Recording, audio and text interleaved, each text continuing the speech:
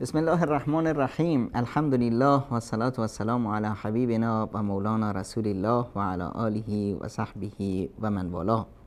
سلام و درود بر شما عزیزان، فرزندان ابو حنیفه ها، فرزندان امامان بخاری ها و مسلم ها و ترمذی ها و ابن ماجه ها و نسائی ها.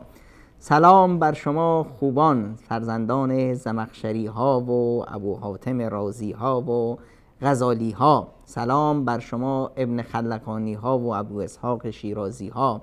سلام بر فرزندان بیهقی ها و حاکم نیشابوری ها. سلام بر شما خوبانی که تاریخ پرمجدی رو سپری کردید. عزیزان، سرزمین ما سرزمینه که در مصطلح تاریخی گذشته بهش میگفتن سرزمین فارس. شخصیت‌های بسیار نامدار و عظیمی رو به تاریخ بشریت و تاریخ اسلام تقدیم کرده. اون وقتی که ما هویت ایمانیمون رو از کعبه مکرمه و از قبله مسلمانان و از قرآن کریم می گرفتیم، اون وقتی که ندای توحید ما ندای الله اکبری بود که بلال بر ارجا و در اطراف مدینه و مکه سپری می کرد و اونجا این ندا بلند می شد. حالا چه شد که ما بعد از اینکه سرآمد تاریخ اسلام بودیم، بعد از اینکه ما دانشگاه‌های بسیار بسیار بزرگی رو در سرزمین خودمون داشتیم، بعد از اینکه نیشابور ما، خاف ما، شیراز ما، اصفهان ما و شهرهای بزرگ ما اینجا قبله اهل علم بود و از سراسر دنیا افراد برای کسب علم و برای نشستن در محضر علما و اندیشمندان بزرگی که در دانشگاه‌های کشور عزیزمون بودند به اینجاها رخت سفر برمی بستند. چه شد که این شهرهای ما که در مصاف شهر کوفه و بصره بود، وقتی که نیشابور ما رو میگفتن بصره صغرا، چه شد که این دانشگاه‌های بزرگ رو ما از دست دادیم؟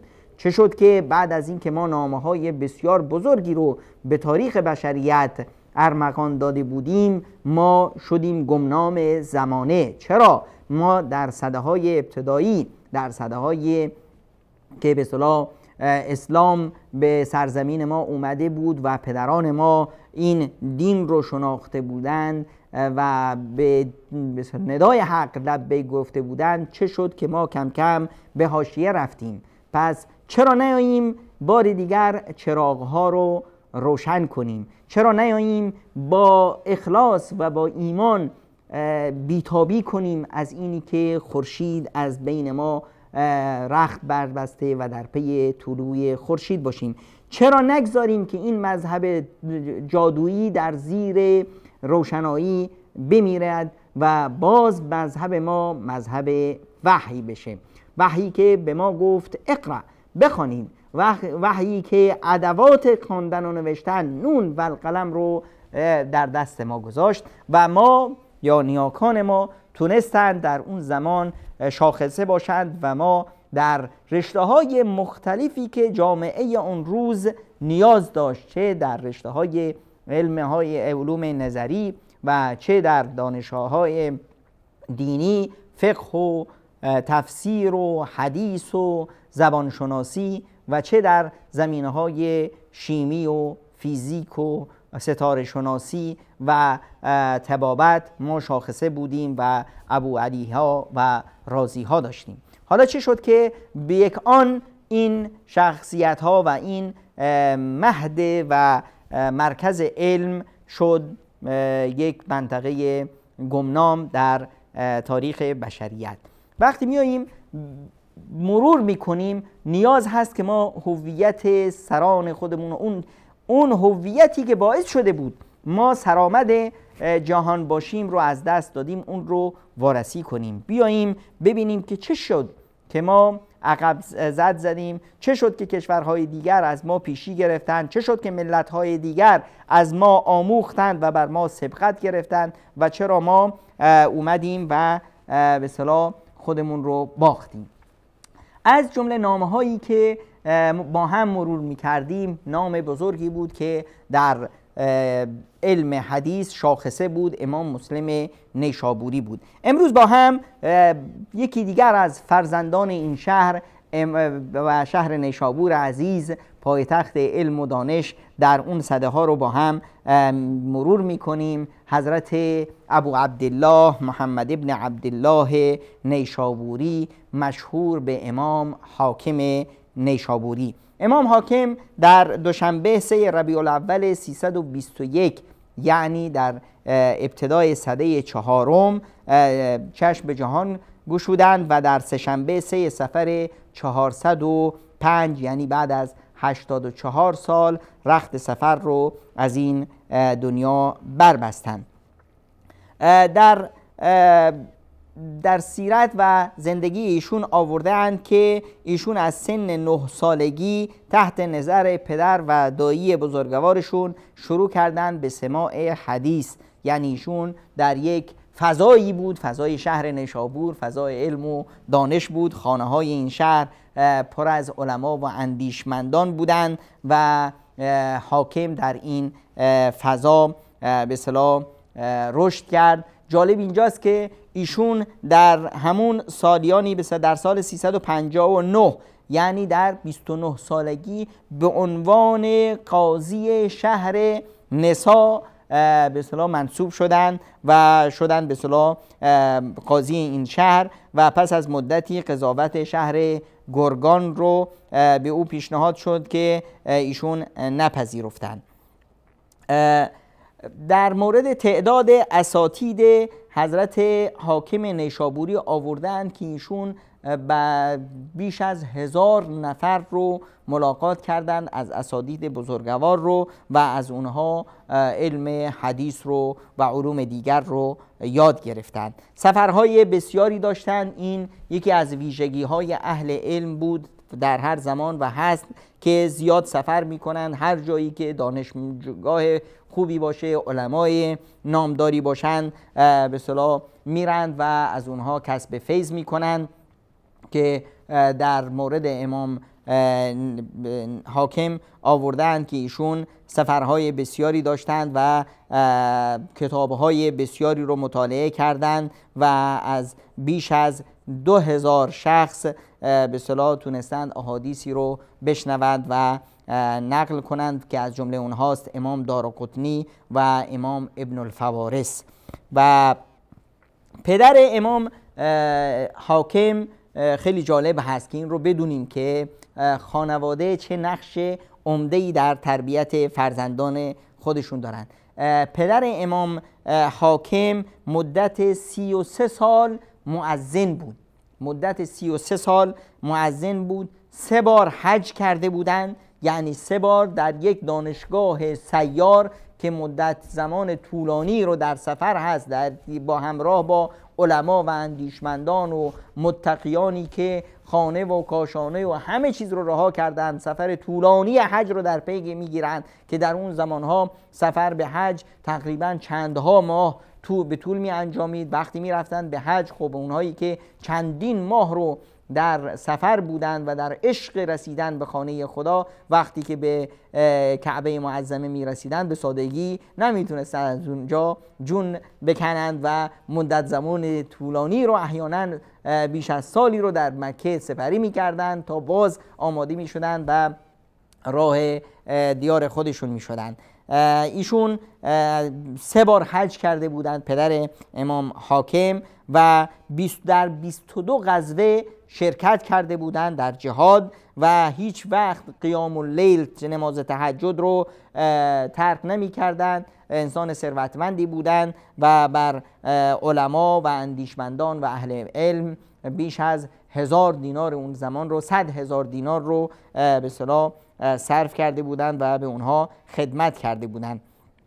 امام حاکم پدرشون در محضر امام احمد ابن حنبل و امام مسلم نیشابوری حضور رسونده بودند و امام حاکم وقتی که 18 ساله بودند پدرشون وفات کردند. این پدری که خانه ای رو پر از تقوا و پرهیزکاری پایریزی کرده بود و یک وقتی که فرزند 18 سالش رو تنها گذاشت، خداوند از اون فرزند شخصی رو ساخت که بتونه یک نماینده خوبی باشه از اون پدر پرهیزگار. در واقع امام حاکم نتیجه و ثمره صلاح و نیکوکاری پدرشون هستند. در تاریخ نیشابور اومده که ان والده کان من الصالحین و ذی مکانة عالیة بین اهل العلم، که پدرش یک انسان بسیار وارسته و پرهیزکاری بود و در بین علما و اندیشمندان از جایگاه بسیار ویژه‌ای برخوردار بود. امام حاکم در احادیث پیامبر اکرم صلی الله علیه و سلم و در جرح و تعدیل شاخصه بودند و تونستند به جای خوبی برسند. ایشون در کتاب‌های بسیار زیادی رو به ارمغان گذاشتن که بیش از 20 اندی کتاب هنوز هست و در دسترس هست. در کتابخانه‌های اسلامی شما اون رو میتونید تهیه کنید. کتاب 40، کتاب امالی العشیات، العمالی، تاریخ نیشابور، کتاب دعا و کتاب مناقب امام شافعی و معرفت علوم حدیث و غیره و غیره. و ایشون همچنین کتاب‌های زیادی دارن که در برخی از کتاب‌های تاریخی گذشته ذکری از اونها شده که کتاب امام بخاری کتاب فلانی رو داشتن، کتاب دلایل النبوتی داشتن و غیره، که متاسفانه بسیاری از این کتاب‌ها به دست ما نرسیده. چرا نرسیده؟ خب منطقه ما دستخوش تغییر و تحولات بسیار بزرگی بود. متاسفانه جزر و مدهای بسیار شدیدی رو ما در کشور خودمون شاهد بودیم. حمله مغول‌ها بسیاری از میراث فرهنگی ما رو ضایع کرد. بعد از اون وقتی که صفویان اومدند روی کار، بسیاری از کتاب‌های علمی جهان ما اسلام و سرزمین فارس رو سوزوندن و از بین بردن، چون که این کتاب‌ها در واقع بیانگر هویت اصلی این خاک و بوم بود. وقتی که ملت ما بدونن که پدرانشون چه میراثی رو به جا گذاشتن، در پی خواندن اونها خواهند شد و تفاسیر قرآن کریم، احادیثی که پدران ما، فقهی که پدران ما به جا گذاشتن، علوم انسانی بزرگی که پدران ما به جا گذاشتن، وقتی ما میریم اینها رو مطالعه میکنیم، اون وقت شخصیت واقعی خودمون رو کشف میکنیم. اون وقت میفهمیم که این پالانی که روی سر ما گذاشتن، این پوست وهمی که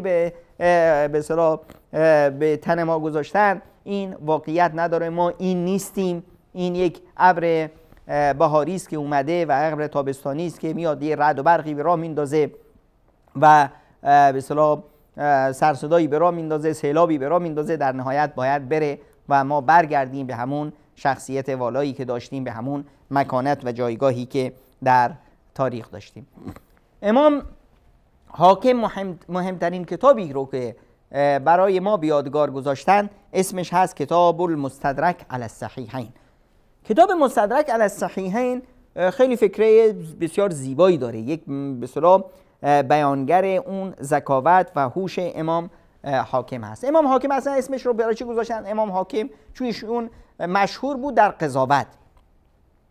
این فکر قاضیگری و سبک سنجش به اصطلاح گفته‌های مختلف، رویدادهای مختلف، اینها رو سبک سنگین کردن، این در ذهنیت به اصطلاح امام بخاری، امام حاکم این مسئله رو ایجاد کرده بود که خب احادیث پیامبر اکرم صلی الله علیه و سلم خیلی زیادن. امام بخاری تونسته بود یک مقدار بسیار بزرگی از احادیث صحیح پیامبر رو جمع آوری کنه. امام مسلم یه مقداری دیگر رو جمع آوری کرد که 100% صحیحن. و اینها چرا صحیحن؟ خب یک معیارهایی واسه خودشون گذاشتن، یک شرط و شروطی گذاشتن که بنابر این شروط ما تنها حدیث رو قبول میکنیم. خب آیا این شرط و شروطی که باعث میشه ما بگیم که یک حدیثی 100% حدیث صحیحی هست، آیا احادیث دیگه ای نیستند که همچنین شرط و شروطی بر اونها هم بشه منطبقش کرد؟ امام حاکم وقتی نگاه کردن به احادیث پیامبر اکرم صلی الله علیه وسلم دیدن که بسیاری دیگر از احادیثی که ما در اختیار داریم و میتونیم به اونها دسترسی داشته باشیم احادیث صحیحی هستند بر همون معیارها و مبانی که حضرت امام بخاری و حضرت امام مسلم رضی الله تعالی عنهما گذاشتند. حالا ما چرا نیاییم بر همون معیارها و بر همون داده ها و بر همون قوانین این احادیث صحیح دیگر رو هم جمع آوری کنیم و به اصطلاح در اختیار اهل علم و دانش بگذاریم؟ اینجا بود که کتاب مستدرک، فکره کتاب مستدرک در ذهن امام حاکم اومد و شروع کرد برای تهیه این کتاب.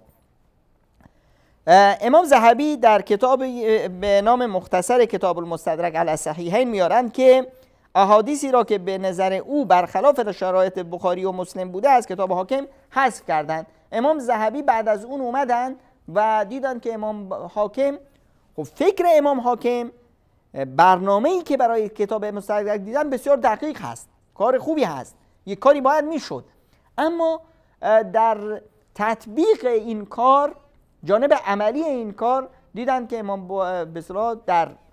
به رأی امام ذهبی بسیاری از احادیثی که امام حاکم در مستدرک آوردن، اون به اصطلاح قوانینی که امام بخاری و امام مسلم گذاشتن به صورت دقیق در اون مراعات نشده. البته امام حاکم این کتابش رو می نوشتند و به شاگرداشون املا می کردند. بعد از این رو می گرفتن مراجعه می کردن، خودشون با دقت باز یه وارسی می کردن، خودشون رو انتقاد می کردن و اون مواردی که ایراد داشت رو حذف می کردن. متاسفانه امام جزئی از این کتاب رو امام حاکم نتونستن مراجعه کنند و وفات کردند. این شد که به اصطلاح برخی از مآخذی که امام ذهبی و دیگران بر مستدرک دارند شاید از اینجا میاد. مستدرک علی الصحیحین به اصطلاح شامل 8803 حدیث هست که اونها رو هم چون در موضوعات فقهی جمع آوری کرده.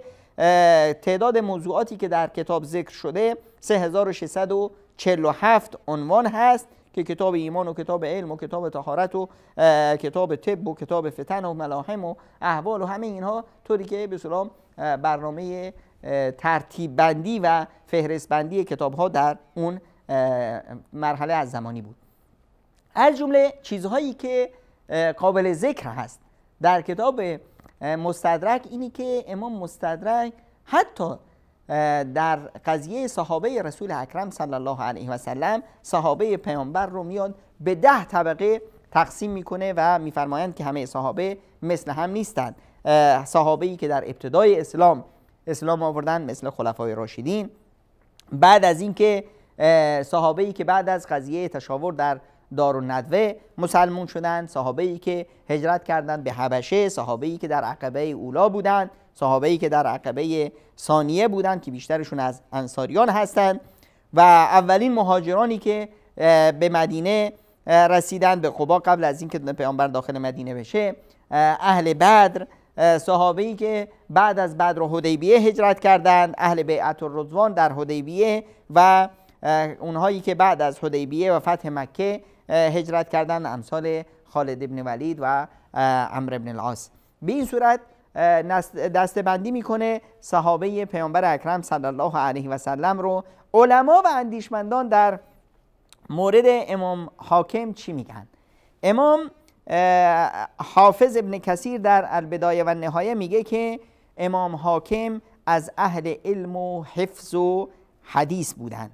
امام خطیب میفرمایند کان من اهل الفضل والعلم والمعرفه والحفظ، همه در علم و فضل و معرفت ایشون به اصطلاح اتفاق نظر دارند. امام عبدالغافر ابن اسماعیل میفرمایند که خانه امام حاکم خانه صلاح و پرهیزکاری بود، بیته بیت الصلاح والورع والتأذین فی الاسلام، و اینی که این خانواده اذان رو از خودشون کرده بودند، محبت و عشق خاصی داشتند به اینی که اذان بگن. امام ذهبی که به اصطلاح یک امام ناقد و از منتقدین سرسخت کتاب مستدرک هست درباره امام حافظ میگه که ایشون الامام الحافظ الناقد العلامه و شیخ المحدثین هستند، که ایشون امام حافظی هستند، ناقد شیوهی که به اصطلاح امام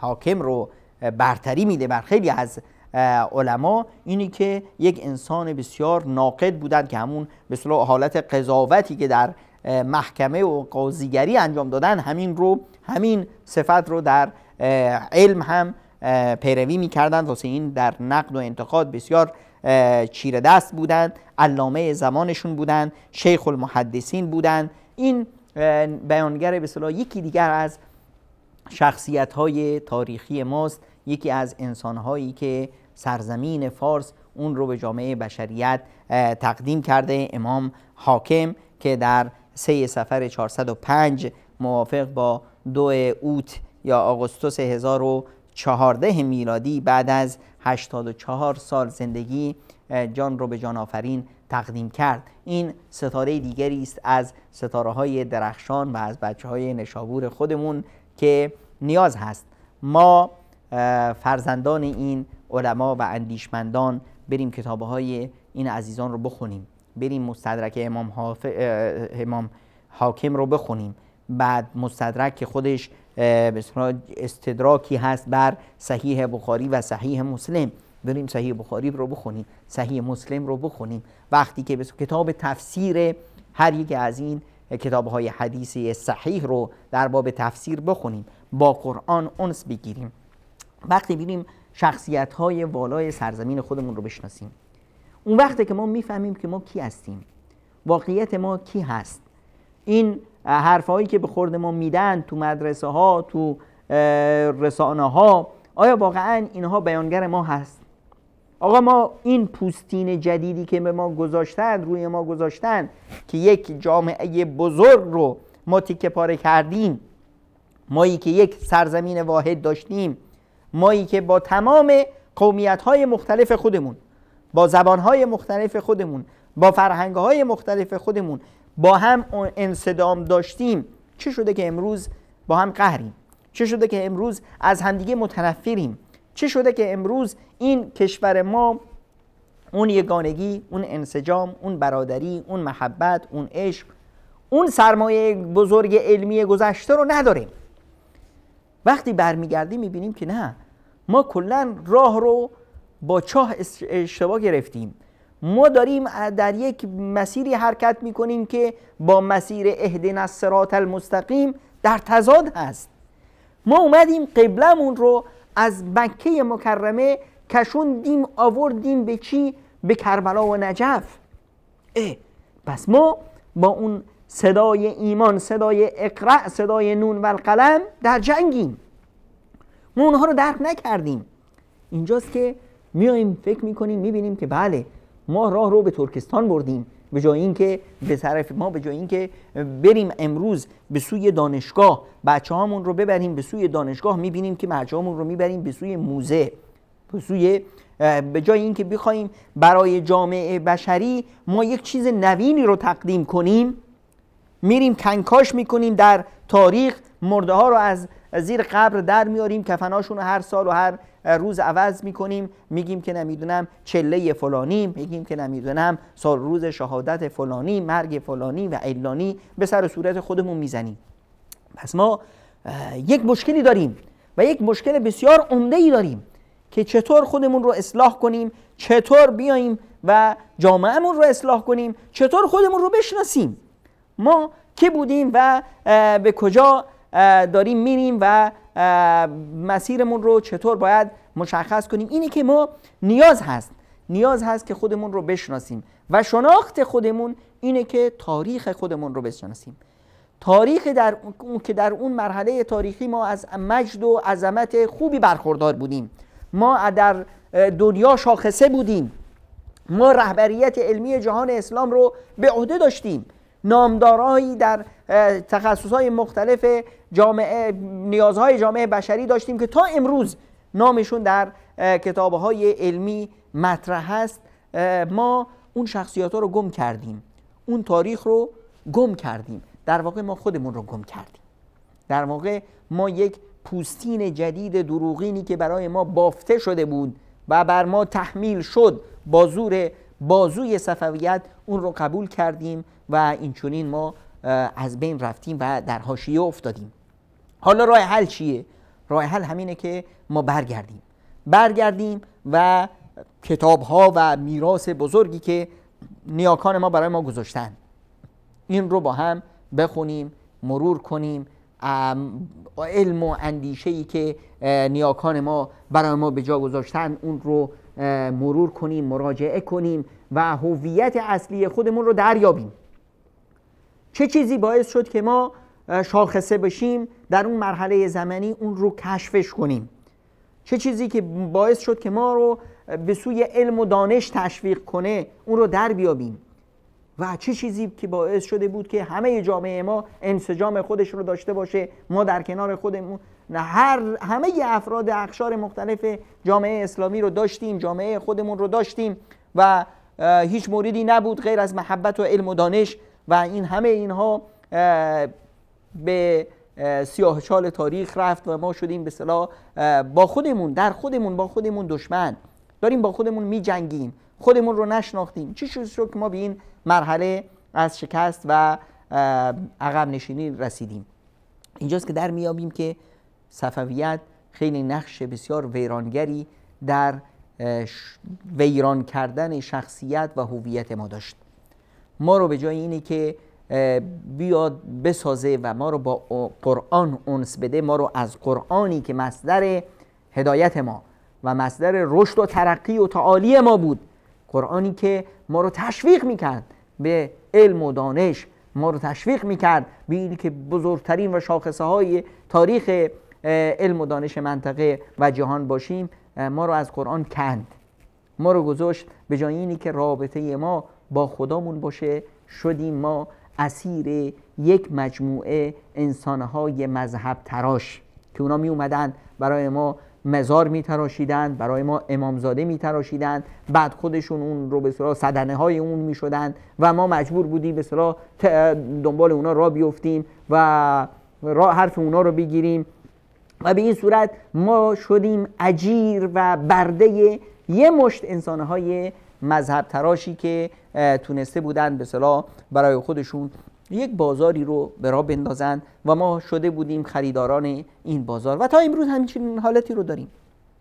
چرا ما نیاییم این همه تبعیض نژادی، این همه ظلم که در نظام آموزشی خودمون هست این رو برداریم؟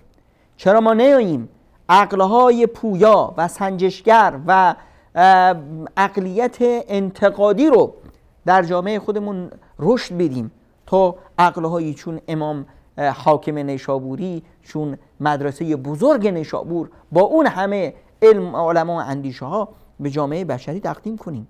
چرا ما در نظام تعلیمیمون وقتی میایم حتی حرف از اسلام میزنیم، اسلامی رو میایم تعریف میکنیم، بینش اسلامی ما میاد به جامعه ما این رو تلقین میگه که بیا یک شهروند سربزیر، یک شهروند مطیع و یک اجیر و یک نوکر باش. نمیاد به ما یاد بده که ما یک انسان پویا، یک انسان سنجشگر و یک انسانی باشیم که روی هر چیزی که میخوایم یک علامت استفهام بذاریم، روی هر علم و اندیشمون بذاریم که آیا واقعا این درسته؟ آیا این با داده های ایمانی که ما کسب کردیم سازش داره؟ این کاری که امام حاکم کردن، امام حاکم اومدن دیدن که احادیث رسول اکرم صلی الله علیه و سلم چقدر زیادن، چرا ما بیایم اینها رو فقط در صحیح مسلم و صحیح بخاری اکتفا کنیم به اینها؟ چرا بقیه کتاب‌های صحیح و احادیث صحیح رو جمع آوری نکنیم؟ این ذهنیت امام به اصطلاح حاکم و این عقلیت امام حاکم یک انفجار بزرگ علمی رو در جامعه به وجود آورد که ما بعد از اون می‌بینیم که خیلی از کتاب‌های دیگه صحاح نوشته شد و در سده‌های بعدی به اصطلاح علما و اندیشمندان اونها رو جمع کردند و علم حدیث و پویایی در علم حدیث و مراجعه سند حدیث تا به امروز هم جریان داره. پس این یک عقل پویا، یک عقل انتقادگر که جامعه ما در اون روز به اون افتخار میکرد و اون رو به صورت تونسته بود کسب کنه، چرا ما امروز نیاییم این عقل پویا و این عقل انتقادگر رو در جامعه خودمون رشد ندیم؟ ما نیاز هست که جامعه خودمون رو دوباره بشناسیم. ما نیاز هست که هویت خودمون رو دوباره بشناسیم تا بدونیم ما کی هستیم، کجا میخوایم بریم، کجا باید بریم، چه باید باشیم. این نیازمند این هست که یک گذری داشته باشیم به تاریخ خودمون و بتونیم خودمون رو بازشناسی کنیم و بتونیم با تاریخ خودمون یک انس و رابطه جدیدی رو برقرار کنیم. این امکان پذیر هست و باید هم صورت بگیره و در حال شکل گیری هست الانی که فضای آموزش برای همه جوانای ما، نوجوانای ما باز هست و نمیشه الان نوجوان رو گولش زد. الان دیگه اون وقتی نیست که ما بتونیم با زور جامعه رو منحرف کنیم. الان جامعه جدید ما، نسل جدید ما در حال شناخت خودش هست و این شناخت به زودی تحقق پیدا میکنه و همه نوجوانهای ما با عقل پویایی که دارن الان علامت استفهام میذارن روی هر قضیه‌ای که به اونها داده میشه و میخوان که اون رو کشفش کنن.